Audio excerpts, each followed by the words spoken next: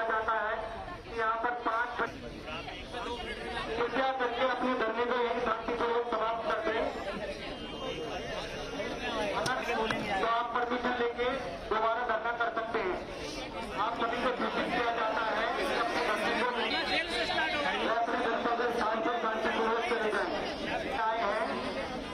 सभी को सूचित किया जाता है कि सुप्रीम कोर्ट की प्रदर्शन की अनुमति है।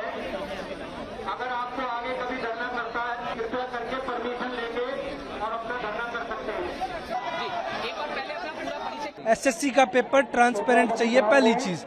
दूसरी चीज, जिस कंपनी को ये टेंडर अलॉट हुआ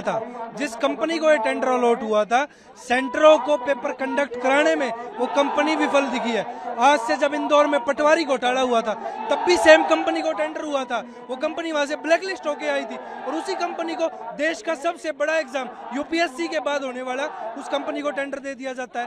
तो सरकार की विफलताएं बताती है कि जो छात्र पढ़े लिखे शिक्षा संस्थानों से निकलकर अगर एग्जाम देने जाएगा तो वहां हमें घोटाले देखने को मिलेंगे, जिसके विरोध में आज छात्र बैठे। हमारी मांगे सिंपल थी, एसएससी कमीशन के सामने अपनी बात रखनी थी।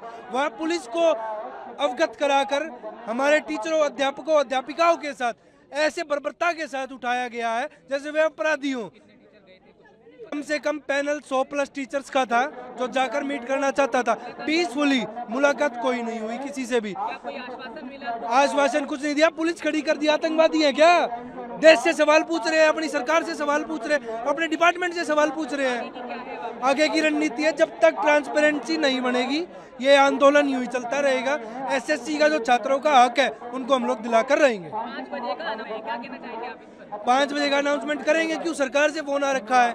कोई भी मुद्दा भारत देश में ज्वलंत नहीं होना चाहिए। अगर वो मुद्दा आग पकड़ जाएगा तो इनकी सरकार की, इनकी सीटों पर खतरा आ जाएगा। वो खतरा सरकार नहीं लेना चाहती। मैं आपको बता दूं, यहाँ अभी अनाउंसमेंट हो चुका है कि आप यहाँ पर धरना नहीं कर सकते। ठीक है, हमारा दोष क्या है, हम शांति से खड़े हैं, बैठे हैं, बच्चे बैठे हैं। ये बच्चे बिहार से आए हुए हैं, उत्तर प्रदेश के, हरियाणा, राजस्थान के। हम आराम से बैठ करके अपनी बात रख रहे हैं। हम सिर्फ ये चाहते हैं कि जो लूप होल सभी एग्जामिनेशन में चल रहे हैं, हाल फिलहाल में जो एसएससी में हुआ है, ठीक है, जो घोटाला हुआ है या फिर जो उनकी जो जितना भी इंफ्रास्ट्रक्चर वो ठीक से काम नहीं कर रहा, हम ये चाह रहे हैं कि वो ठीक हो जाए। बस इतनी सी हमारी डिमांड है। किसी भी सम्मानित पदाधिकारी की तरफ से कोई भी व्यक्ति हमारी तरफ से मिलने नहीं आया।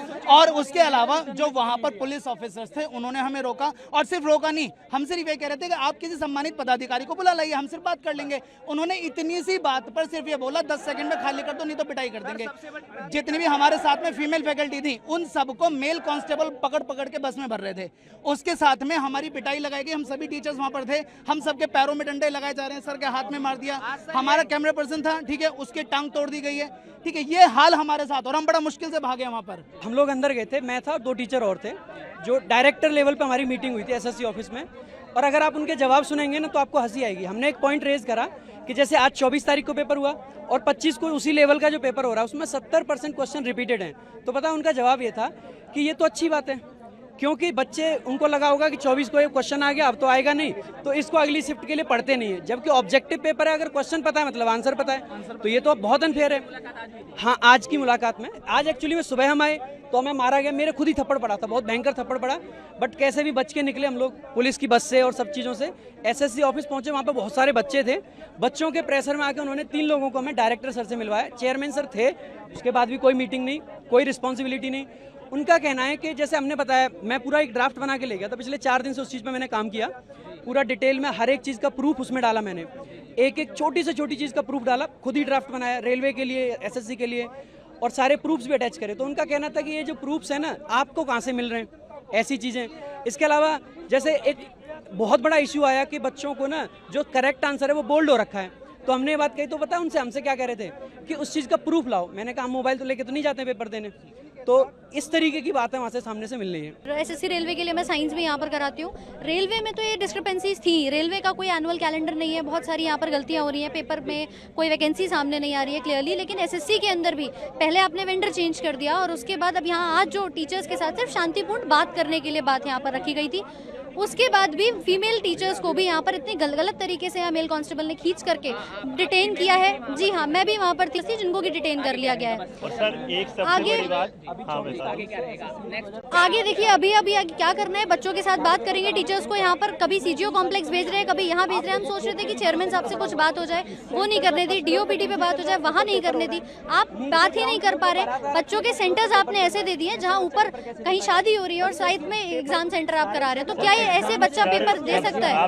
पेन नहीं है, कोई फैसिलिटी माउस कीबोर्ड की नहीं है, इतनी सारी प्रॉब्लम्स हो रही है और उसमें आप सोच रहे हैं बच्चा पेपर दे पाएगा। ये बड़ा छोटा था। 13 तारीख से सीजीएल का बड़ा एग्जाम होने वाला है। अगर एक छोटे एग्जाम में ये परिस्थिति है तो सोचिए 35-40 लाख जो जाएंगे 13 तारीख से, उनका क्या हालत होने वाला है। तो 27,92,000 स्टूडेंट्स को कैसे एग्जाम कंडक्ट कराएंगे जब जो सिलेक्शन फेज का जो। सर मैं जस्ट अपना एग्जाम सेकंड शिफ्ट का देके आज यहाँ आ रहा हूँ और मेरे पेपर में खुद सिस्टम बंद हो गया और मेरा 5-6 मिनट वेस्ट हुआ।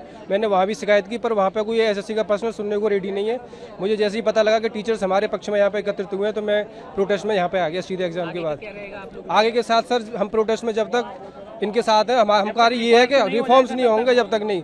एग्जाम कैसे भी कितना भी टफ कर लें, बस उसका कंडक्ट जो एग्जाम का कंडक्ट का है वो फेयरली हो, तो हम उसके लिए हमारी वो डिमांड है। जो एसएससी का जो पेपर ले रही है एडुकेटी कंपनी, अच्छे से ले।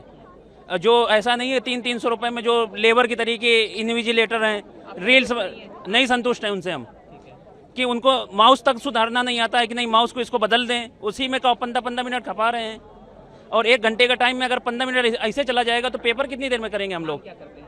मांग क्या करते हैं हम? तो ये कहते हैं अच्छे से पेपर करवाए सरकार, एसएससी कंपनी, ठीक, अच्छे से, या फिर टीसीएस को दे जो पहले एग्जाम कराती थी। सर मैं ये कहना चाहूँगा, पहले तो एसएससी ने टीसीएस से करवाती थी, फिर वेंडर इन्होंने एडुकेटी को दे दिया, जो कि 2022 में ब्लैक लिस्ट हो गई थी। जब black list company black list है, उस पर आप ट्रस्ट कैसे कर सकते हो? कोई तो पॉइंट होगा ना जिस पे आप ट्रस्ट कर पाओगे। ये पॉइंट इन्होंने दिया। क्या एसएससी का तो रीजन हर जगह है, एसएससी नॉर्थ रीजन भी है, ईस्टर्न रीजन भी है, साउथ का रीजन भी है। क्या एसएससी के डिपार्टमेंट से ये देखा गया कि जहाँ जहाँ नया सेंटर बना है कि टीसीएस अपना सेंटर तो वापस कर ले लेगी, वो तो अपने एनटीपीसी को करवाएगी या बैंकिंग को करवाएगी, एसएससी को नहीं करवाएगी? क्या एसएससी द्वारा ये देखा गया कि जो सेंटर बच्चों को अलॉट किया जा रहा है सर्वर ढंग से काम कर रहा है कि नहीं कर रहा है, या जो बच्चे हैं सेवा के लिए क्या वो ठीक है? यहाँ पे कोई है ही नहीं, कोई मतलब ही नहीं हो रहा है। सर ये कहना चाहेंगे हम कि एडुकेटी को हटाओ, समय लो, एडुकेटी से मत करवाओ। हमें ऐसा कुछ नहीं, एडुकेटी से मत करवाओ। अब करवाना ही है तो किसी ऐसे वेंडर को दो जो अच्छे से कंडक्ट करवा सके। सुप्रीम कोर्ट की गाइडलाइन के अनुसार 5 बजे तक चर्चा करके जंतर मंत्र परिसर को खाली कर रहे हैं। सुप्रीम कोर्ट की गाइडलाइन के अनुसार खाली करवा